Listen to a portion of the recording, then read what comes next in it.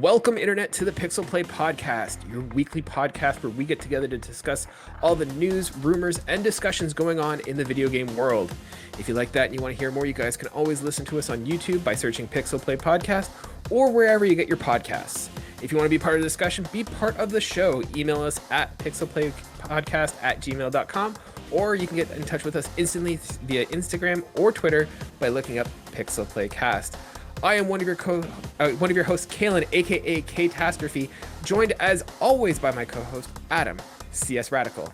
This week, auditioning for the role of co-host is Liv from Between2Gamers. She's joining us this week to talk about the PlayStation Showcase. Enough about us. Liv, why don't you tell everyone a little bit about yourself and what you do? Hello, thank you guys for having me. I'm glad that I dressed up looking for the part of the PlayStation Showcase. If you can't tell, I'm a huge PlayStation person as well. Like you mentioned, I am one of the co-hosts for Between2Gamers, and the way we came up with our name is I live on one country, and my fellow co-host Fury lives in a different country, and there you go. We're in the oceans between us, so that's where our little name came from. But from video games, I stream on Twitch, obuyer10, which is pretty much my username on all platforms, and if you can't find me there, it's because I'm not there. Fantastic. And if anyone wants to find your podcast, where can they find you there? Between2Gamers is on all podcasting platforms as well as Twitter and Instagram. Between2Gamers, all one word. Fantastic. You are the second guest that we've had on this show, and I guess this is now going to become a tradition. Our last person who came on as a guest, we had them give us their gaming hot take. So I ask you, what is your gaming hot take? My gaming hot take, I think, what am I scheming about? I think that I might have said this before somewhere else, but I just think the Xbox console's not necessary in the realm of gaming, because I think that everything that you can play on Xbox, you can play on PC. And if you want to make sure that you can play all games, you need your Switch, your PlayStation, your PC, and you're set. And I feel like some people might think that's a little spicy. Yeah, I could definitely see that. I've got a buddy right now who's looking to make that switch over to Xbox, so I know he listens to the show, and I'm sure he's probably just like shaking his head. But we're in good company for this week, as we are going to be talking about the PlayStation Showcase. As you guys may have seen, we did release a bonus episode earlier this week. Adam came into us with a reaction video of the PlayStation Showcase, but we thought we might kind of go a little bit deeper, talk about what went well, what we liked, what we didn't like, and just overall review of the show. So, Adam, let's get started with that. As always, ask, how you doing? I'm doing pretty good. It's weird being here on a weekend and recording, but I mean, I'm not complaining. It means I don't have to think about like trying to edit this really quickly before I pass out. So I'm down. This is like my happy place right now. You're welcome. Liv, how are you doing? I'm good. It's the first day of the NFL, and my team plays in about 45 minutes, so maybe they'll win. They probably won't. Who's your team? Sadly, the New York Giants, but for sentimental reasons. Perfect. All right. Well, we'll give it Go Jets this week. So guys, let's just jump right into it. Before we kind of break down and go through all the game announcements, what was your overall impression of the PlayStation Showcase? I assume you guys both watched it? Yes. All right. What are your impressions of the show? What would you guys give it overall? I think for the general PlayStation fan, it was probably a 9. Okay. But for me personally, since I don't care for the superhero games a whole lot, I would say it's a little lower, 7.5 maybe. Okay. Yeah, no, Adam? It was definitely action packed. Like, as we'll go through the list here, like there were a few things that like maybe I won't really go after immediately. Most of the games that were shown are not games I'm going to buy at full price, but that's just because I don't buy anything at full price these days.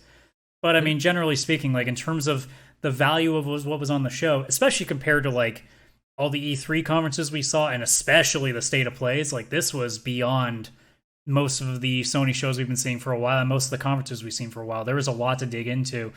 And yeah, if you're big into the Marvel stuff, which we'll get into further, there was a lot of surprises in there. So, you know, if you liked most of what was in that conference, it ran the gamut. Like, it did everything you wanted to. And then there was also a couple of fun trailers, which we'll get into as well. And we lost Kaylan. We're already off to a great start. Well, I guess I can't reverse the video footage. This is so bad. Kaylan, why did you screw up? Oh, there he is. Wait, nope, that's Craig. Everything's breaking.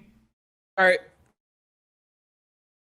What happened there? I don't know. You dropped out and now your camera's off. Interesting. All right. Sorry, guys. So we were momentarily having two versions of me, and then Craig for a moment, our audio recording tool, and now you're back. So now everything is right in the universe.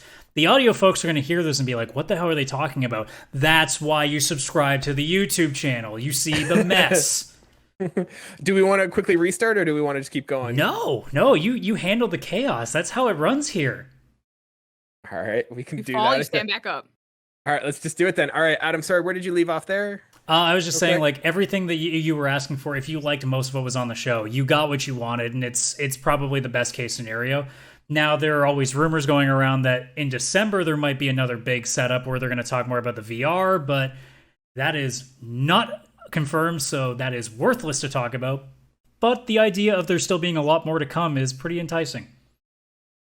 Yeah, Liv, you made a really good point. I didn't think about it. Like, I really enjoyed the show. I thought PlayStation came out strong with a lot of their hits. I was watching the clip halfway through. I was watching the show halfway through, and I was kind of like, this is kind of like they're losing me. And then they came out that last end, and I feel like it was an average 6.5, 7 show, and then they came out with the PlayStation exclusives at the end, and that really blew it up to me for like a 9 or a 10. Like, I love God of War, I love Spider-Man, repping the brand today. So I'm really happy with that. But you're right, it was very superhero Marvel centric.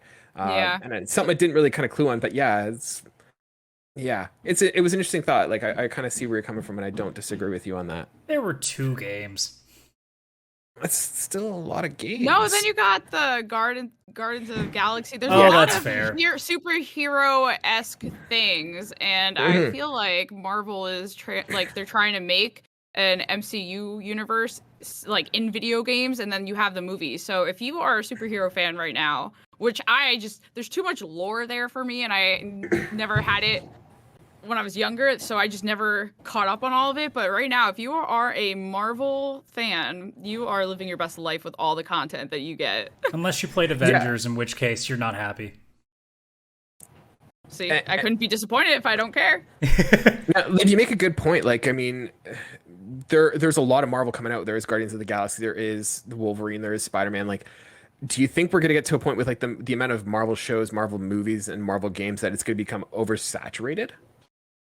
I feel like if you're into that genre, you've been into it. You read the comics, you go and see the movies, because there is something for you, and it doesn't matter what medium it is, because you have access to a whole lot. So I think that the whole Marvel, and I feel like DC should step up eventually. But look how opinionated I am on a topic I don't even care about. This is perfect. But That's what we're here for. Yeah, I got all it takes. But I think it's growing, and if you're into that, you should be pretty happy with the way it's going. Okay, perfect. Well, let's just kind of go through. We'll go through some of the games. If something speaks to you, you want to talk about it, let us know. And then we'll kind of go through, kind of skip if there's nothing that anyone has anything to say. But I think we'll have a lot to talk about for each of the games. So, Adam, I'm just gonna bring up because first the presentation started off with this chess game, and you were talking about your reaction video. You're like, what the hell is this? And I was watching the reaction video, and I'm like, Adam, it's a metaphor. It's a metaphor for like PlayStation and Sony. And I don't know if this is actually the case. I might be reading into it, but like you had your white chess pieces. I assume those represented PlayStation, the console being white. And then you had the black chess pieces representing Xbox, with that being sort of, the color of their console. And in the end, it turned out that, PlayStation won over Xbox, even though a couple times it looked like it might have been kind of close. So I don't, am I reading in too much into this, Liv, or do you think that was kind of what they were trying to do? I think that they're deliberate foreshadowing signs. One of the things that I saw on Twitter was their Sly Cooper logo on one of the benches, which if you didn't stop the frame, you didn't notice it. So there's some interesting things that popped up, yeah. Yeah, I mean, everyone loves to pick apart things. Chess on checkers. Yep. I mean, like even little things, like somebody like figured out that like even if it's kind of hard to tell, but like from a distance, it looks like Horizon's gonna have a Fall Guys costume. Like even little things like that, where it's just like, see, I didn't notice that. Yeah, that See, I saw, somebody like, the posted a Sonic picture of ring that, and and it looked very much like the Aloy costume on a Fall Guys person. So they're like, ooh. Yeah, I saw- give me I some saw more the, Aloy. I saw the Sonic rings on one of the crosswalk signs, the Pac-Man logo. Like, some of them were pretty obvious, but yeah, a lot of Easter eggs there. But yeah, I just wanted to bring that comment because I was just kind of laughing and yelling at my screen listening to Adam talk about that. Look, I'm dumb as fuck. You have to bludgeon me over the head with metaphoric stuff. Yeah. So they opened up then with their first sort of game announcement. I wouldn't really call it a reveal. But Knights of the Old Republic remake. Adam, we totally called this on our podcast a couple weeks ago that they were making this. This is coming from Spire and Lucasfilm. Yeah, pretty much just an announcement. I'm super excited for this. I loved the original KOTOR. I'm really excited to play it again. I am excited that they're basically starting from the ground up. It's going to be a brand new sort of game. It's not just going to be an upgraded version. I do hope that they change some of the gameplay. It's a fantastic story, but the gameplay, in my opinion, doesn't hold up in 2021. Yeah, there's no way they could play that game with real graphics now. It would not work. Yeah. What do you guys? What's your excitement? Any sort of thoughts, feelings? What did you guys? Anyone have any reactions to Knights of the Old Republic? It's amazing because EA is apparently not attached to it. Yeah. Liv, what about yourself? Did you ever play the original KOTOR? In my mind, Star Wars is linked to the superhero fantasy genre. Okay. So, yeah, I can't say I've played a whole lot about it, but my fellow co-host Furry, who's not here due to time zones, he's excited to play this. Yeah. Honestly, it's a fantastic game. If you like the Star Wars world, it's a very original story. It doesn't kind of follow any of the original movies, so it's a fantastic game. Oh, there you go. So it's separate. Yeah, it's definitely like you need to have a general idea of, Star Wars, the Force, Sith and Jedi, that kind of stuff, but that's it. You don't need to know the whole canon of Star Wars. Yeah, you get basic knowledge because it's taking place like thousands of years before the movies, so 100%, yeah. Next up, Adam, I'm just gonna guess this was something you were really excited. Like when I was watching the showcase, I'm like, this is an Adam game. Project Eve. Just because it's anime? Come on. Am I wrong? Sort of. I'm not like 100% behind it, but Project Eve does look interesting. I left it being like, I'm curious, I just don't know what to think yet. Because I tried to play like Nier Automata and I didn't like it that much. So I'm wondering if this has a similar feel where it's fun, but only for like a small bit. Because after a while, like I enjoyed the first few hours of Nier, and as soon as it started to drag a little bit more, I was like, this is not as fun as it was in the start. So that's my only worry with this. But visually, it looks amazing. Interesting. Yeah. Liv, what about you? What were your thoughts on? Did this catch your attention at all? It caught a lot of people's attention on Twitter, specifically with the main character's animation.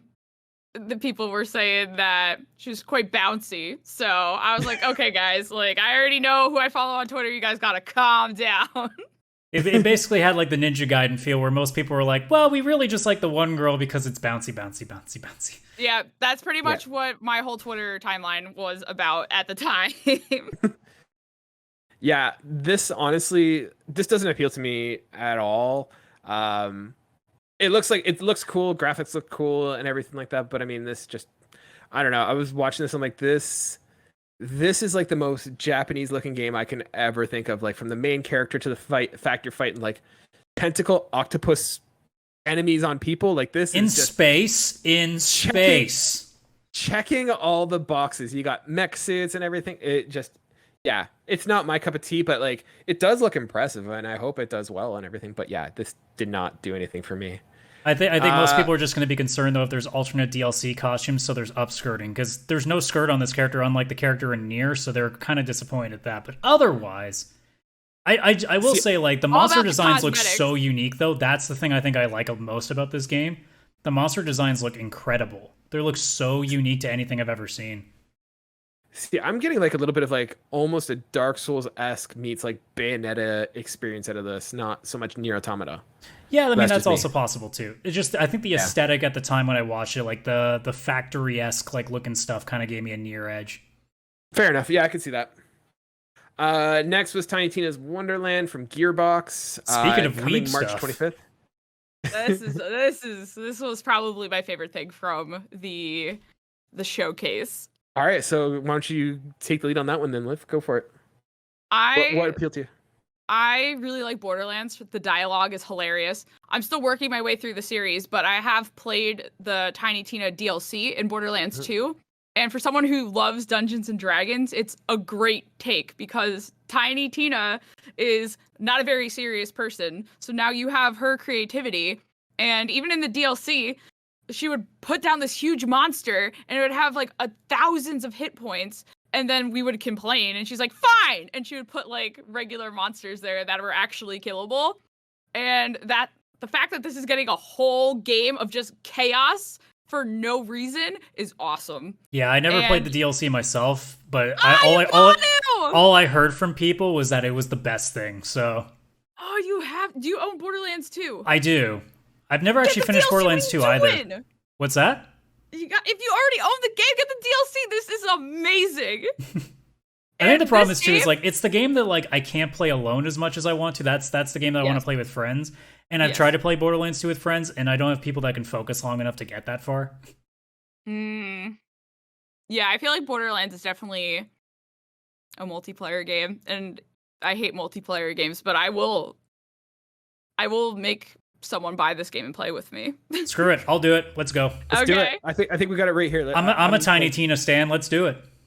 Oh, I love Ashley Birch. She does great work. She does. See, I've never played any of the Borderlands games, but this is just scratching that D&D itch that I have. That I'm like, this might be the one that gets me. It's absurd too. Oh man. Oh yeah. Yeah, they have guns. You throw them and it reloads after it explodes. And don't forget Butt Stallion. Yeah. And in this trailer that they showed too, it looked like there was spell casting. Like there's gonna be like actual D&D stuff in it. I was like, just give this to me. March 25th. I'm very busy. And they decided that it would be a great idea to throw Baby Metal as the music soundtrack for that thing. And I'm like, you guys are making it so hard for me to not buy this now. What the hell? Yeah, that is a day one purchase for me instantly. Yeah, the humor really speaks to me as well. Like it looks like it's hilarious, and so I really am interested there. I'm just praying curious, it's a Game Pass game. That's my thing. I don't want to. I'm trying to like not have to pay $80 a lot. So like, please let this be on Game Pass day one, so I can avoid that. Well, the other Borderlands games aren't. So what makes you think that this would be one? Because just do it for me, Microsoft, please. Wishful optimism, basically. Exactly. Hey, it works. It works. Sometimes. Yeah.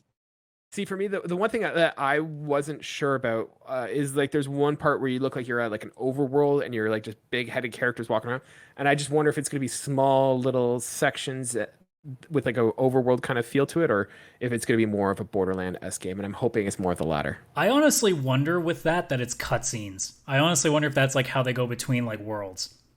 That would be cool. Like if it's like actual tabletop kind of idea, where you've got like little figurines walking around. I'm imagining like them in these little chibi forms walking around while Tina is narrating their adventure and then completely throwing it off the rails for about 10 seconds till they bring her back to reality and be like, oh, fine, I'll get back to the story.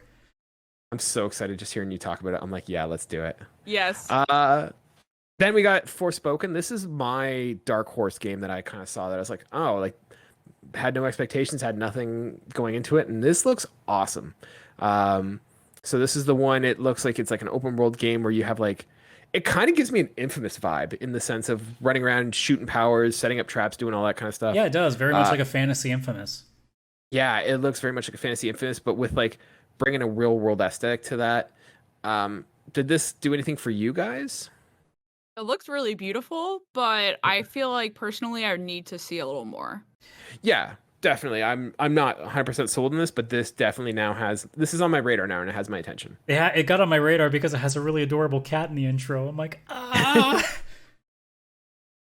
The one thing that came out afterwards regarding Forspoken is that this has actually got some pretty big names behind it. So apparently Amy Hennig from the Uncharted series is actually working on this, and also Gary Whitta, who did Star Wars Rogue One. And a bunch of other people that like quite impressive. So like Amy Hennig does good work. Like I love the Uncharted series, as I know Adam has a very strong opinion about as well. I have no issue with Amy Hennig, just the games. What about you? Does having Amy Hennig or Rogue One's Gary Whitta on this do anything for you, Liv? I mean, I am a huge fan of Uncharted, and I would like to see what she's gonna bring to this.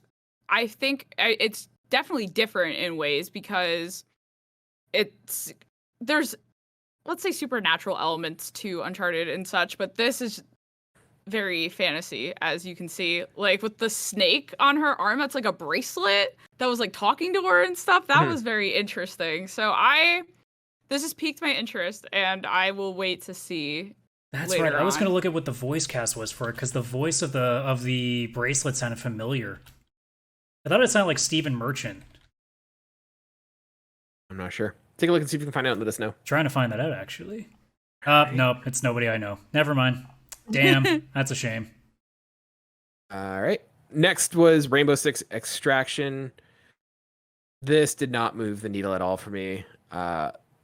Liv, do you have any interest or excitement for Rainbow Six Extraction? I hate online multiplayer shooter games because I can't aim. If Furry was here, he would say, Liv is the worst. If you want to play a shooter game with you, you have to know that your life is in danger at all times. And I would say, yes, it is. So stop asking me to play these games with you. But he always does. And we're playing Tiny Tina's Wonderlands now, so... Yeah, there's no friendly fire in Borderlands. Oh, I see. So everything's fine. Everything's fine. Yeah. But so he wasn't saying that you're games... dangerous. He wasn't saying you're dangerous in the sense that, like, you're not carrying the team. You are legitimately a risk to everyone in the game. Yes. Okay. Everyone's a hostile to her, I guess. We played the Back 4 Blood beta, and I thought we were all far away enough from this thing so I could shoot it and blow everything up. I killed us all, and we had to restart the level. There's always that one person. I am that person, and yet he's always asking me to play these things. And I was like, you should probably make friends that play these games, because you're not going to finish the game if I play with you. And I know that Rainbow Six, when you die in the round, you have to wait the whole round. You don't respawn or whatever, so I would never play. You would be the sole reason that everybody's waiting. Yes. Every round, you're the only one left, and none of them died properly. It was all friendly fire. Yeah, I am a risk to the group in shooter games. I will say, like, from what I've seen of this game, like, I did like the gameplay style of Siege. I didn't like playing it online because it was too stressful because, well, I was bad at it, one, and then two, it's a game that's meant to be stressful because it's a lot of, like, waiting and trying to pick your spots. This feels a little more chaotic. This feels like Back 4 Blood meeting Rainbow Six Siege gameplay. I think I'm more open to this idea, but like I said in the video when I talked about it, this is nowhere near a game that I would even, like, remotely come close to thinking about grabbing. Like, this is minimum, like, has to drop to $30 or less to even get my attention, because A, it's probably not going to have that much content in it yet, because I guarantee you this is going to be a game they're going to keep adding stuff to it. And two, it looks like a game that, like, if you're not playing with friends, it's not as fun. So unless I've got a bunch of people willing to spend full price, it's not really going to be on my radar. Yeah. Yeah, I used to love the Tom Clancy games, including Rainbow Six, and then it got Rainbow Six Siege, and now it's all aliens and crap. Rainbow Six is dead to me. Alan Wake Remastered got announced. Adam, we kind of talked about, Alan Wake last week. Liv, what's your thoughts on the remaster? I manifested this. So on our podcast, I think it was our 8th episode, we did a wish list of games that we wanted to get remastered, and I said Alan Wake because it's dated.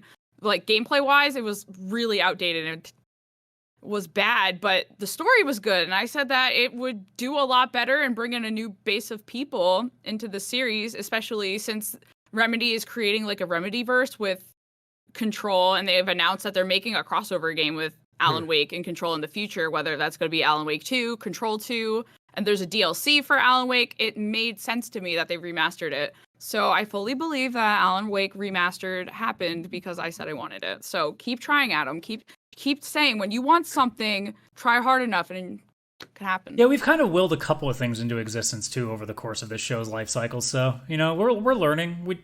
I'm just going to keep throwing out Chrono games, and I'll keep throwing out, like, Half-Life 3 as many times. Eventually it's got to happen, right? And then I can claim it was me. Yeah, I'm fully responsible for Alan Wake Remaster coming out. Nobody else. I fully believe that. Nobody else. I fully believe that. Now, Liv, you mentioned that the gameplay was sort of outdated in the original game.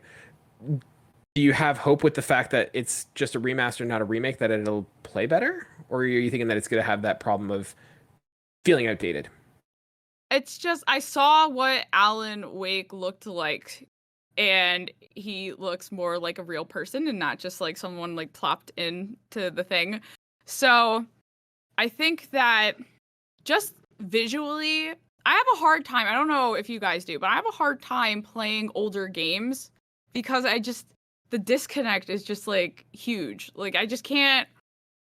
I don't know. I feel better about playing a game if it looks more realistic. So when I try to play something years ago, I can't get into it. Like I tried to play Dragon Age like a year or two ago. And it's a good story, but like the fire animation is so bad and I just can't get into it. And I feel like because I'm hopping into it too late, I'm missing out, but I can't help who I am. Yeah, no, it's a big thing for me too. Like it extends not even just games. Like I can't listen to a lot of music albums that are way too old because it just sounds off. In a similar way with video games, like I love a lot of PlayStation original games like Chrono Cross, Final Fantasy VII, Legend of Dragoon, but I can't go back and play them because they don't look very good, and it's just that weird bit of vision that just goes, I feel like I'm playing something 20 years old. That's true. I am playing something over 20 years old. And I guess my brain just doesn't differentiate that. Like, even if the gameplay was fine, I'd still, something looks off. That's why the Super Nintendo works better for that, because most of those games just kind of look like indie games do today. So at least, like, for the most part, I can play, like, a Mario game on that and be fine with it. But I could never play, like, a PlayStation 1 game and probably, like, I could still enjoy it for a little bit, but I could never like play like a massive game for a long time, especially like a Resident Evil or something like that. It just wouldn't work. Yeah, for me, it's not so much the visual graphics, but gameplay. I find we're an iterative industry and hobby, so like games that we play, like they feel old at times, and I feel like that distracts me more than aesthetics. I mean, it definitely is jarring, but if a game has great gameplay, but older graphics, I find it sometimes not an issue. But that's just me. Speaking of old games, Grand Theft Auto 5 got another announcement. It's got another trailer. Has a release date for March 2022. Or sorry, March of 2022. So next year. Does anyone care? This was hilarious. This was hilarious. It's funny, but yeah. It's hilarious because it got delayed. It was supposed to come out this fall. How is a game that coming out on the PS3, the PS4, now it's coming to a third generations on PC? How does that get delayed? Yeah, how are they not on time? Exactly. They're not even adding it. Like, as far as I know, they're not adding anything. No. It's just, I think they're upping the graphics, and that's the thing. I don't see the value proposition of like, why should I buy this again? Like, unless I'm playing like Grand Theft Auto Online. Yeah, if you're deep in the online, maybe you want to play because it's 60 frames now. That's really it. Mm-hmm. Yeah. I just thought it was hilarious when this was showed and it was delayed. I was like, this is hilarious. Like, I do not understand. I couldn't believe it was on there just because there was no, like, I thought if there was new DLC, it would have been at least something, but because it was just showing the remaster is coming, I'm like, that's not Rockstar paid you for this, Sony. God damn it. Hey, everyone's got bills to pay. Everyone. Ghostwire Tokyo. That one came out. It's now got a window of 2022. This game looks interesting. I don't know. It really looks it doesn't do anything for me. I'm not a huge fan of like the horror creepy genre, but like even graphically, it didn't look super impressive. So I'm confused and not impressed either. But that's just me. I'm having such a hard time with that game because I'm not good with horror, but it looks so cool. But at the same time, the gameplay looks kind of jank. It kind of reminds me of like Red Steel a little bit from like the Wii. I'm like, this could be either absolute dog shit or it could be so cool, and I can't tell because the trailers they show give me like a 50-50 split on it. I could flip a coin and I'm probably going to be just as accurate as I could estimate it. This was the first trailer that they showed of Ghostwire Tokyo where it actually piqued my interest. At first, they showed maybe one or two, and I could not wrap my head around what this game is. And even though it still has a lot more questions, it seemed creepier. And I don't deal great with horror, but I still do it because I enjoy how it feels. And I don't think it will be a day one purchase for me unless they show something else before, when maybe they are settled on a date. I would anticipate they would show one more. But this has me thinking like, okay, I'll keep an eye out for your information. It's honestly at a point that like If it gets if unanimously like really high reviews, then I'll think about it when it drops like half off. Otherwise, this might just be like if they put it free 1 month on PlayStation Plus, maybe I'll take a look at it. Fair enough. Next came up, we got a we got a trailer with gameplay for Marvel's Guardians of the Galaxy, coming from Square Enix. This one's coming out pretty soon, October 26th. Liv, you said you're kind of not huge into the superheroes. This didn't move the needle for you at all? No, but I can say that Free is really into the superhero stuff, and he pre-ordered it the first time, like the trailer was shown, and he said that this trailer specifically that was shown made him think it was going to go down the Avengers game route more so, and that's because he didn't enjoy that. Now he's considering canceling it because of this trailer. Yeah, like everything I see in the trailer makes me think it'll be good, but at the same time, I'm still holding it back because anything that Insomniac isn't touching, I'm have to be nervous about because of Avengers specifically. I would love to see a demo of this game come out because Avengers demo confirmed to me that it was going to be terrible. So I want them to put a demo out for this game just so I can kind of confirm my suspicion. But like, it's doing everything I want to do. It looks funny. It looks good. The music choices are solid. The gameplay looks like it could be a little bit of fun, and the story choice is kind of like a Life is Strange, sort of like what's the word I'm looking for? Mechanics to it. It definitely looks like it has a lot of potential to it, and it's just going to come down to can they, succeed at actually putting it all together? Because everything in terms of what they show in the trailers, I love it, but there's still that little bit part of the back of my brain that goes, yeah, but they could easily screw this up. Yeah, that's how Furry's saying it too. See, for me, like the fact that it's made by like Eidos Montreal, like Eidos makes really good games. Like I like Eidos Montreal, and the fact that it is a single player offline game, that's also a notch for it. And it just looks like clever, funny storytelling. Like I'm not saying I'm 100% in on this, but this is one that like if it comes out and the reviews are great, I am probably gonna pick this one up. Yeah, that's where I'm at too. Like I'm not gonna buy almost anything full price now, but like everything's like, okay, if you get good reviews, I can probably justify it if it's like $20 off. Like no problem. Yeah. Yeah, next one we had an online multiplayer game, Vampire the Masquerade Blood Hunt. I don't think any of us are really online multiplayer people here. Not this kind of game. Yeah, it doesn't appeal weird. to me. It's weird because they barely show. It feels like being a vampire is very much a cosmetic and not a huge part of the multiplayer game that is called Vampire the Masquerade. Yeah, it looks like they're trying to make like a vampire Fortnite. I don't know. I felt like they did a pretty good job of like explaining like the different player classes and stuff. I don't know. I feel like there's a ton of vampire games coming out right now, and I can't distinguish all of them from each other. And I feel like vampires are just becoming the new zombies. They missed the vampire era. Twilight was like 20 years ago. Yeah. We said vampires though, not sparkles. Oh yeah, so sorry. But there's like what? Confused. There's like what, 2 or 3 different zombie kind of games coming out in the next year or two?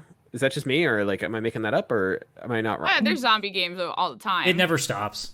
No, but I'm talking about vampire games now. Like I feel like there's a ton of those now, and they're becoming like the new go-to for. Well, yeah, because there's also Redfall. They're like, there's definitely something going on right now where I guess they figure, well, we've kind of exhausted zombies a little bit, so let's stick in the same vein. So now we'll do vampires, and then eventually werewolves will be the big thing for like another couple of years. Yeah. And then Adam totally called it. Deathloop made another appearance. It wouldn't be an event without it. Exactly. PlayStation has to cling to that last. At least the trailer was different. I know. Yeah. Like I said, I think it would have been hilarious for like it'd be really meta just to have the same trailer repeat. I'm at the point that like, man, this game with the amount of time they've spent advertising it, it's either going to be so good or it's gonna suck so bad. That's what I'm thinking. I feel like it's coming out next week or so. Yeah, I think so. And December 14th, it comes out Tuesday. Yeah, why are you still showing it? Are people not pre-ordering it? Is that why you keep showing it? I guarantee you, not a lot this. of people are pre-ordering it because we all look at it the same way, being like, the concept sounds cool, but that looks like it's going to get old real fast. That, or do you think Sony is trying to really push this to kind of show Microsoft, the owner of Bethesda now, hey, it's worthwhile, and like there are sales to be had on the PlayStation console to kind of maybe convince them to keep putting Bethesda games on their system. I suppose that's possible, but there's still the part of me that's like, Bethesda's desperate for any goodwill right now, so they're trying to push something out down people's throats to make them forget that, Fallout 76 still existed. Yeah. It could also be like this is eventually like, because it's a timed exclusive, right? Deathloop? Do we know that? No, it's on I don't think so. PC. It's on PC. Okay, yeah. So I think it's probably one of those things like it'll eventually come to Game Pass, and I think PlayStation's just trying to get as much money out of it and be like, this is a PlayStation game through and through, so that they'll get those sales before people just say, I'm just gonna wait for it to come on Game Pass. Could be. The one thing I want to bring up here, and I'm not sure where to talk about, but I feel like this might be a good spot. It's interesting. Deathloop comes out September 14th, and so they're obviously doing a trailer for it. But Kena Bridge of Spirits comes out like that game.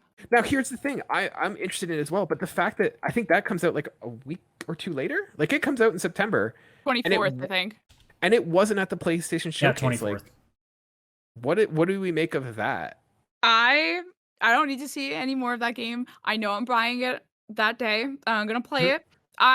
Those little fuzzy things that follow you around, they're called rats, and they're so cute, and you could customize them, and it's funny because the game has like a very morbid undertone. You're supposed to help spirits cross over to the other side, but everything is so cute. I'm buying that game the day of. I misspoke, by the way. It's the 21st. Okay, so a week after Deathloop, but is it weird that we're getting oversaturated with Deathloop trailers, and we're not getting it for Kena Bridge of Spirits? Like, it's made by a bigger company, right? So I think they they spent their budget and they said, we're just gonna wait. But I've seen enough of that game. I'm buying it. Maybe that's why they're not showing anything else of it, because they know like if we show too much more, maybe it'll get people off. Yeah, true. They're selling it on being basically Pixar the video game, so. And it's worked. The game looks amazing. I think, to be honest, the screenshots look almost better than Ratchet and Clank. Ooh. I mean, have you seen the game? I mean, I haven't seen it played on my actual system, but like, it looks pretty good. I just want the little people to follow me around, and I could put hats on them. And you could put hats on them, so you could tell the difference between all of them. And I'm gonna name all of them, and I'm gonna like refer to them by name. And this is I'm gonna go down a huge hill. Just be careful making that attachment. You don't know how the game goes.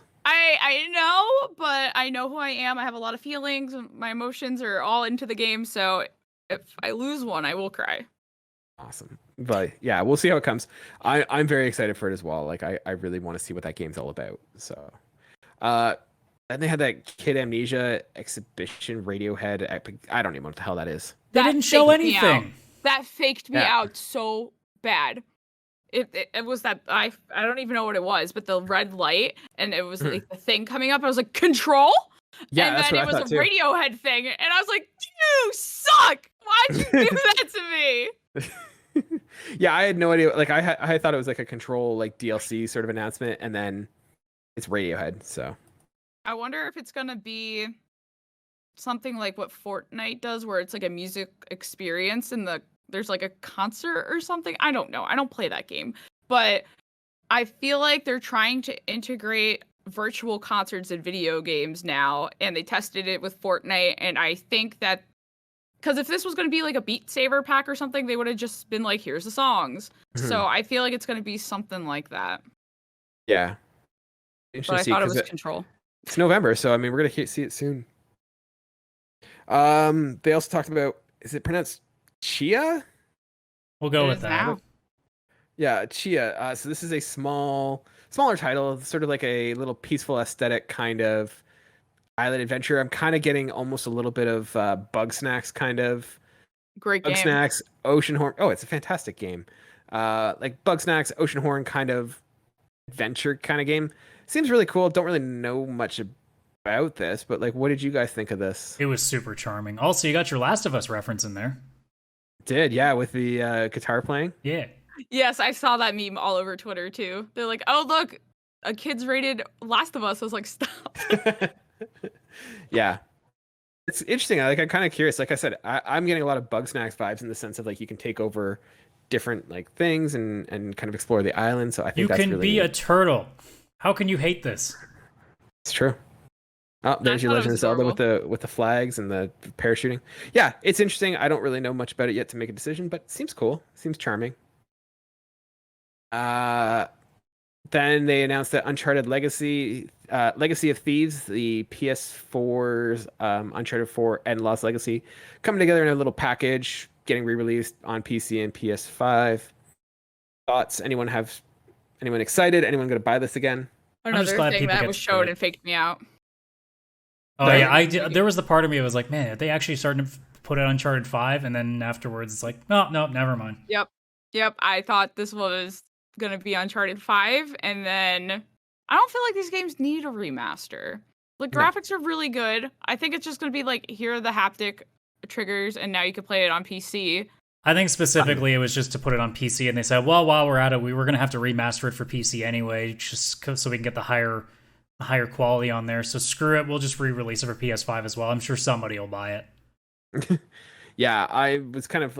This didn't do anything for me. I don't really care. I have Uncharted on PS4. I have Lost Legacy on PS4, and I'm not super compelled to play them again on PS5 for it now. I feel like a lot of the PS4 games coming to PS5, like Ghost of Tsushima, appealed to me.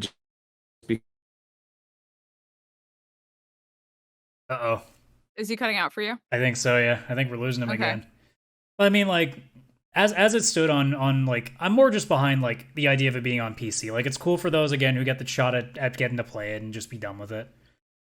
Yeah, and because I'm someone that likes to play games in chronological order. So for someone that's going to play it for the first time on PC, you're missing 3 games.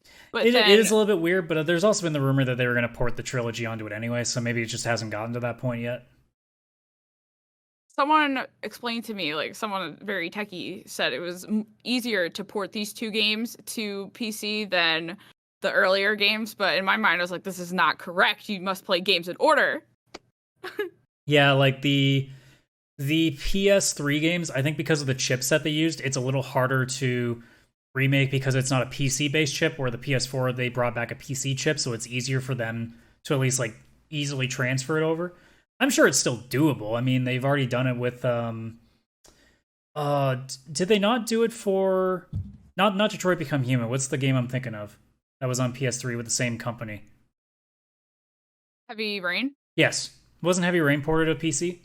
It is on PC. Yeah, and so- so it was Between Two Souls, but I'm not sure if that came out on Yeah, the it came on PS3 or PS3, but it was also PS4, so that there's probably Okay. at least a bridge there. But Heavy Rain was a PS3 original, so if they could port it, like, it's doable, it just probably takes a little bit longer. Yeah. Yeah. So then we start getting into like the meat and potatoes. These are where the heavy hitters really started coming out, and some could argue Uncharted as well, but let's be real. So we got basically Insomniac seems to be carrying a lot of weight right now. They came out saying that they're building a new game for Marvel's Wolverine. Liv, once again, This one This doesn't actually do looked anything for you? cool. This piqued my interest a little bit. yeah, Just because Wolverine, I know, has like darker undertones. Yeah, it's going his to be a much more character. mature game, apparently. Yeah, so someone said that after the showcase, when you could like go in to watch the trailer separately, you had to put your age in. So this is probably going to be their first title that's rated M. Mhm. But at first, I thought it was going to be a Deadpool game because I was driving home from work, so I had to mostly listen to the trailers. But I glanced over, and I thought it was that opening sequence in Deadpool from the bar, and I was like, "Oh, Yeah. Deadpool! We're getting a Deadpool game?" Because that's the only superhero that like I follow because I think he's so funny. Deadpool's awesome. Yeah. Yeah. Yeah, so this is apparently being made by the same team that made Miles Morales. So I'm expecting a more like, because it's a smaller team, I'm expecting a smaller game and a like more narrative driven one, so a little bit more linear. And I kind of think that that's how you do a Wolverine game. I don't think you can really do a Spider-Man-esque open world. I mean, you really Go around can't. You slashing don't have, like, flying or web slinging, so you're limited to Mhm. how far you can travel, unless they're going to give them, like, a motorcycle, but Days Gone already happened, so... Yeah. No, I'm really excited for this one. This one, I don't know. When do you guys think we're going to see this? Oh, this is, like, 2024, 2025 minimum. Yeah, I Yeah, agree. it's far out. I guarantee Yeah. you they've only started pre-production. I'm almost positive that's probably the first major bit of footage they've put together of that game. Yeah, I'm really excited for that one though. And I know that because David Hayter of Solid Snake fame put out a tweet saying he wants to do the voice acting for Wolverine, which tells me that he knows they haven't selected anybody yet, which means they probably haven't started really a lot of production yet. So No, Yeah, it's there very you early. go. Like they're probably more focused right now on the other game that we're going to mention in a second. But before that, let's talk about Gran Turismo 7. So this one was the next one. Basically, it was just car porn. I mean, looks really good. I feel like Gran Turismo is either they don't really need to advertise. You're either going to buy it or you're not. Like, Yeah. are any of you guys car Gran Turismo people? I don't care to race people. I've never played a Gran Turismo game before. I was big in Forza back on 360, so I've been tempted to at least take a shot at one of these. And I think being the PS5 and knowing that this is specifically designed to be as pretty as it can be, this might be the one that I give it a shot on. Not full price, like I've said. I also said during the reactions video that, man, I would love, like, if I could afford to get the hardware, to have like a full VR setup where you have the PSVR with that game and also having a racing wheel. Like, that looks like that would be so much fun to do if you're talking like 4K 60 frame like gameplay with a full-on racing wheel and virtual reality. Like, that's so cool to me, but I'm also thinking how much money that would set me back, and that's not the greatest idea at the same time. It also sounds cooler than it actually is because you'll pay all that money, you'll set it up, and then you realize you still suck at playing Gran Turismo games, and you're just gonna be like crashing into the corners all the time and being in last place. Like I've tried the Gran Turismo games and I'm terrible at them. They're awesome, like they look really good, but I mean it doesn't. I'm not good at them, and I I'll don't just have play the it on patience easy. to It'll get be good. fine. As long as I don't Yeah. crash 5 times in the race, it's cool. Yeah, it came out afterwards that this game is going to be the single player campaign is going to require like an online component, so you'll have to be logged in to play the campaign. It's boasting that it's going to be like something like 420 cars. It's pretty interesting the stuff that they have there, but I think that online connectivity is kind of I don't know, not something that really.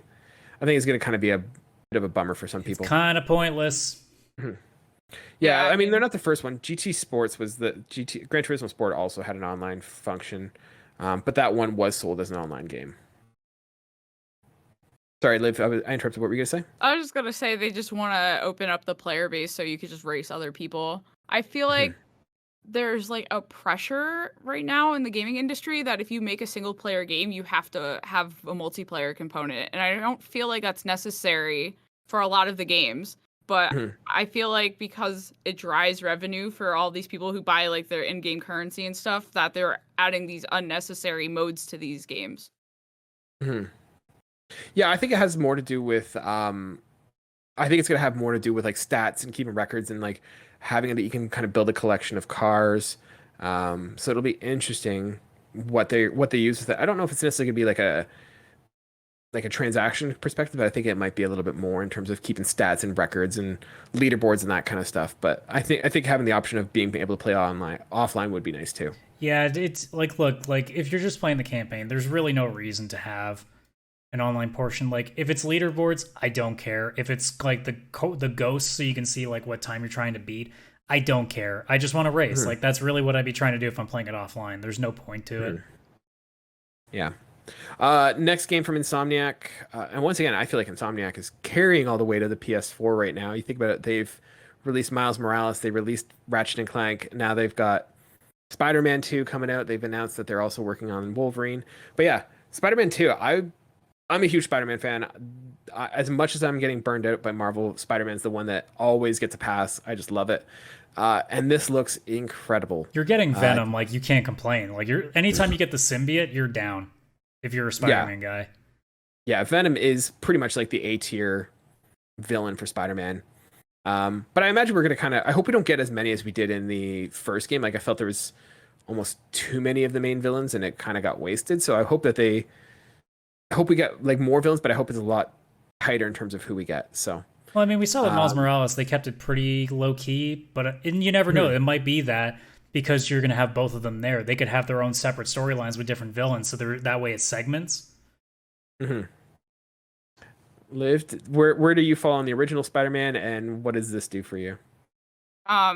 I enjoy watching with the PS5. You have the share screen feature, so I can't say that I've played Spider-Man, but I've seen someone else play it, and it looks very beautiful. And if you just wanted to like swing around and take pictures, like the photo mode's pretty good. I really like photo mode in video games. Like I've said, I don't really care for the superhero stuff, so this doesn't do much for me. But everyone that I know who plays these types of video games, they're like, oh my god, we're gonna get Venom, and I'm like, cool. So I will definitely see someone play it. Like, I'm very big on parallel playing, which is fun with the PS5 share screen feature. So I was playing Returnal while one of my friends was playing Spider-Man's Miles Morales, so that's how I experienced that game. But they didn't show much because it's far out, but I know a lot of people are happy to see this. Yeah, I'm really excited to see this. I'm excited that it is going to be, like, I was thinking originally with it being Spider-Man and Miles Morales that it was going to be, maybe a co-op game, but they've said it is going to be a single player game. So I'm thinking that we're going to have a sort of back and forth between the two, or like a mission select. Like, do you want to play as Spider-Man? Do you want to play as Miles Morales? I think that's I'm interested to see what they do.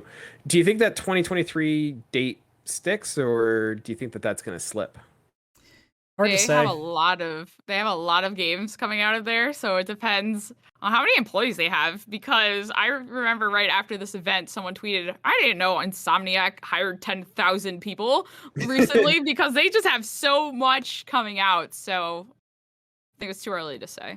Yeah, I think it's gonna be interesting to see like how much of this, like how much do they lean on Miles Morales and the stuff that they built for the PS5 for that game, and if that's going to be used to transfer over Spider-Man. So it'll be interesting.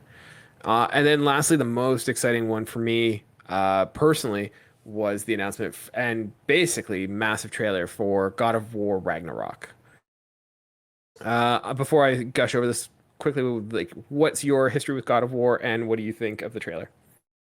Let's start with Liv. Where do you fall on God of War? This is something that I've wanted to play, but I have this huge problem where I like to play games in order. So I haven't played God of War 1, 2, and 3. So I haven't played the PS4 version because I don't have a way to play 1, 2, and 3. Just the third one has been remastered. Yeah. So this is something I would like to play, but I can't get over my bias of not playing games in order. And so many people tell me that I can just play God of War, and maybe I will. Maybe I'll crack and break my ways. But for right now, I think what was shown was really, really looks great. And I know I need to get over that, like, you have to play games in order type thing, but I might break. So it is more than doable. I actually couldn't stand the original games, so I never really got into them on the PS2 era. And I played the reboot, I guess, I guess it's more of a sequel, but I played the newest one on PS4 and I loved it. So it's definitely doable even without knowing any of the story beside it. But it is its own aside, so you don't necessarily need all the knowledge of the other story. So it's not a deal breaker. And also, as a guy who didn't even like the original games, it didn't really bother me that I missed them. So yeah. Yeah, I'm going to echo that as well. Like, if you never played the original ones, I think you get something from playing those original ones, but the gameplay is drastically different, and the story is somewhat disconnected. That if you have never played God of War 2018 is a very good natural entry point into the game. Like I said, if you wanted to read a Wikipedia or watch a quick like recap of the story, like, you'll get more out of it. But if you are just coming in cold, it is a perfect place to get into. So yeah, I think God of War was my game of the year when this came out. It is a fantastic game. I absolutely love it. This is one of the few games that I've actually gone back and played a second or third time, and I've loved it even that time. The story's fantastic, and I'm so excited to see where this goes. Maybe I'll get around to it. Maybe I'll fall into it. Do it and get back to us with what your thoughts are, because I absolutely love that game. Just stay away from the internet talking about it, because they're all busy bitching about the new models for some of the characters. So yeah, well, what did you think of the trailer? The canoe animation's the same. I was like, he's just getting into it. Stop. Yeah, how are you going to change the canoe animations? There's only really one way to get into canoe, and that's by climbing into it. They want you to like General Lee it like it's the Dukes of Hazzard. That's what they want. Yeah. No, honestly, that's kind of dumb, because I mean, gonna break it to you. They don't redesign everything when they make a brand new game. They keep flipping and reusing assets. I know it's Really? it's the wizard behind the glass kind of thing, but yeah, that's how they do it. There's also way too many people that definitely got spoiled with Chris Hemsworth being Thor for so long that now when they saw what Thor looks like in the game, they're like, no, he's got to be like blonde and chiseled and really good looking to the point that I go gay for him. Like, no, that's not actually what Thor is, guys. Stop. So yeah, let's talk about. Do you guys have any opinions on the character design? Because we did see a couple of the characters. I fucking love it. I love the fact that Thor looks like an ugly, lazy piece of shit. That's the point. I want to kick his ass. There you go. All right, what about you, Liv? Did you have any opinions on the? I mean, you haven't played the game, but like the portrayal of Thor. What were your thoughts? I really like the clothing and how like they really like play into the like this is the world that they have built, and I think that the character models represent that. Yeah, I like how in a world of ice and snow, no one is wearing a shirt. Like everyone's just going without a shirt on. Like, and it's like, all right, cool. I mean, they're gods. It's true. My thought is like I'm not a huge fan of the Thor look, and it's not because I have this idea where I want it to look like the Chris Hemsworth Thor, but I do. He doesn't look intimidating, if you know what I mean. And I get where they're going for. They're going for an actual like strong, beefy guy. Like you look at those like strongman competitions, those guys aren't chiseled. Like they have legitimate weight on them, and that's totally fine. I just like the unslaven kind of like fat kind. He looks more like a fat oaf than he does like someone to be intimidated by. Well, and I think in the story, it wasn't like the times that like the headless guy, or not the headless, the only head guy. I thought the way that they spoke about Thor made it sound like he was more of like just a guy who just was wasted potential and just kind of used his powers when he just felt like he was being like bothered. Yeah. I feel like their design fits the character they've kind of given him in the narrative. So maybe that's where they're thinking of it. Yeah, I mean, Thor is definitely in the myths like a little bit more of a man-child and like self-indulgent and stuff, and so I get where they're coming from there. But I just like, I don't know. I kind of wish that they had made him a little bit more intimidating, if you will. I mean, once he pulls that hammer out and he kicks your ass in the first cutscene, maybe he will be. Yeah, maybe. We'll see. Who knows? Maybe he actually has some sort of like a Super Saiyan level transformation when he actually like starts getting serious. Who knows? Yeah, we'll see. Thor comes out, fool, this isn't even my final form. You'll definitely see more. It's still 100%. It's slated for 2022 right now, I believe. Right? Yeah.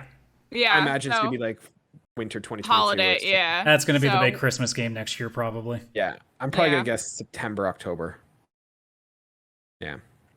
Yeah, and that's pretty much the showcase. Overall, like any sort of final thoughts, like we have stuff to look forward to. That's the main thing. The biggest complaint we've had for, at least, especially on this show, we've talked about a bunch of times. There's not much to think about.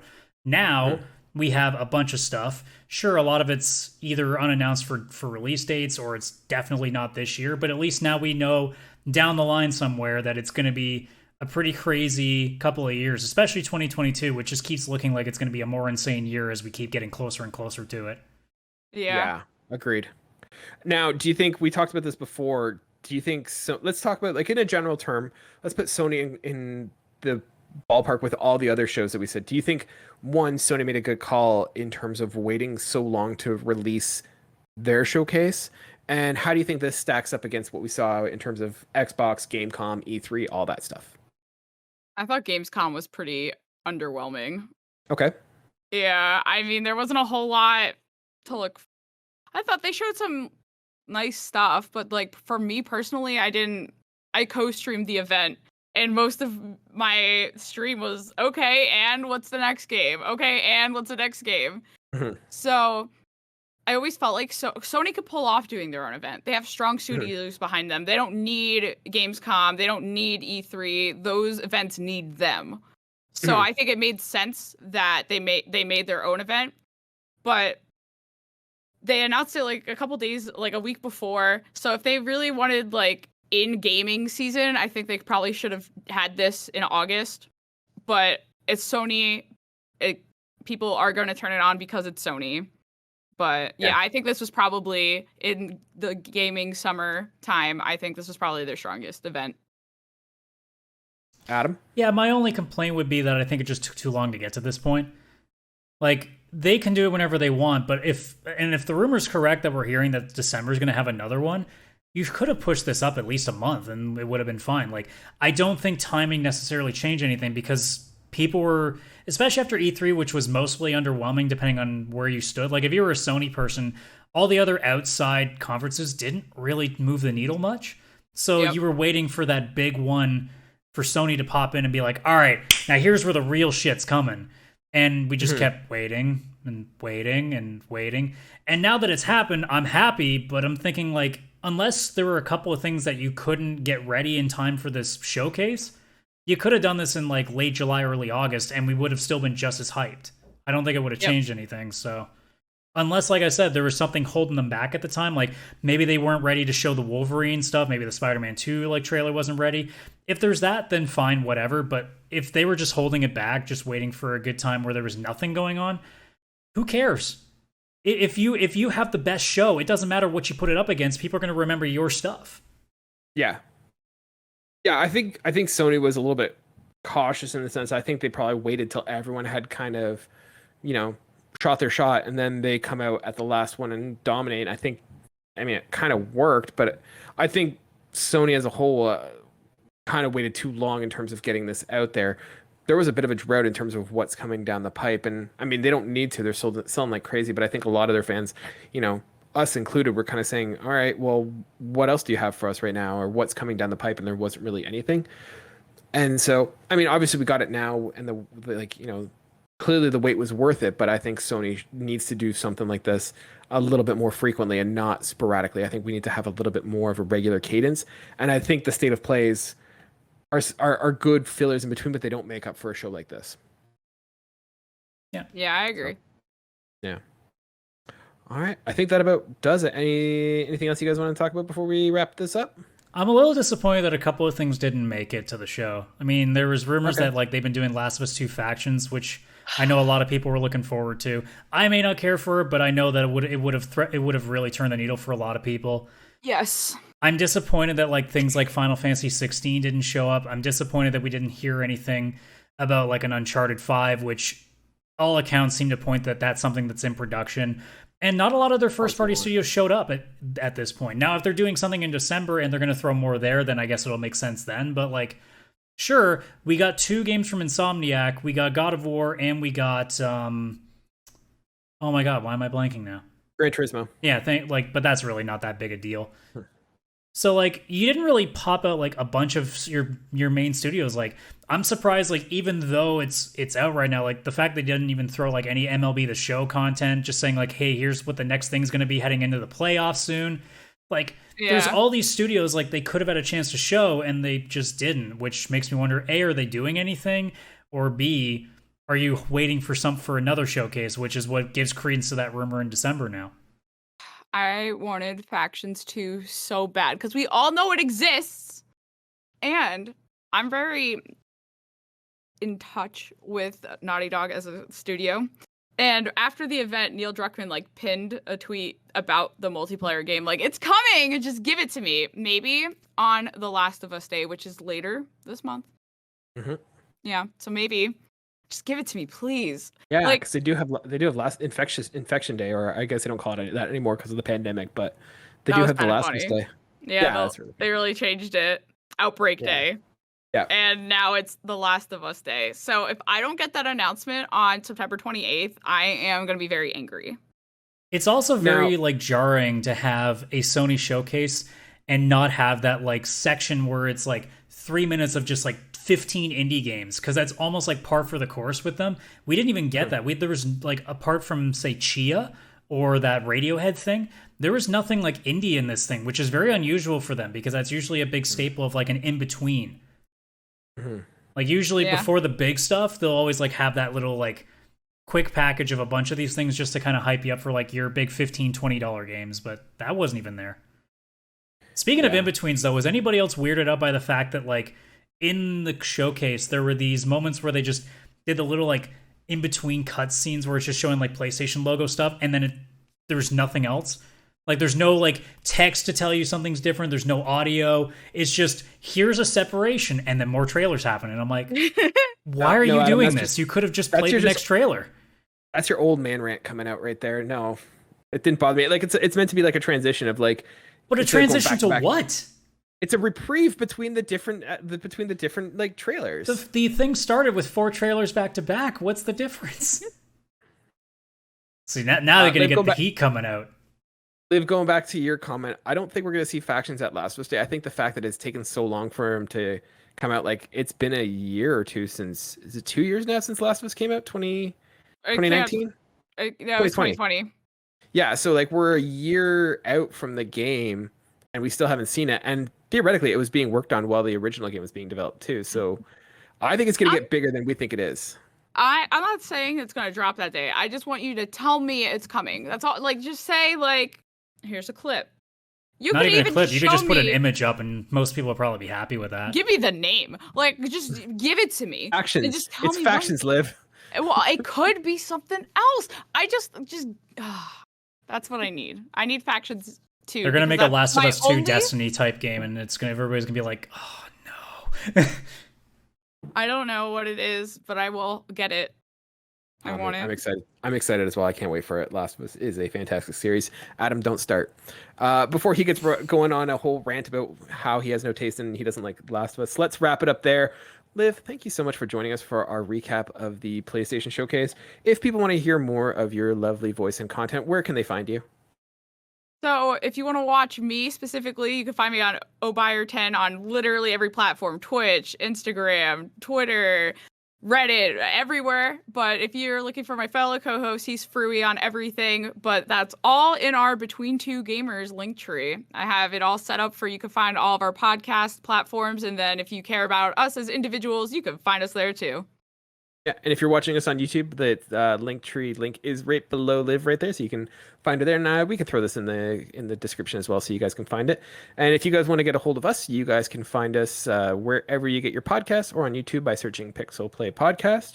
And you can find us on Instagram and Twitter looking for Pixel Play Cast. Once again, Liv, thank you so much for joining us. Ladies and gentlemen, thank you so much for joining us as well. If this is your first episode, thank you so much. We hope it was good for you. It was definitely good for us. And if you're one of our regulars, thank you so much for sticking around. We really appreciate you guys. Feel free to share this with your friends, your family. You know, we know that they're not listening to us, and you know, they might. I think Grandma might like us if she gave us a chance. So send it over to her, send it to anyone else, and we greatly appreciate it. Thank you guys so much, and we'll talk to you guys next week. Bye for now.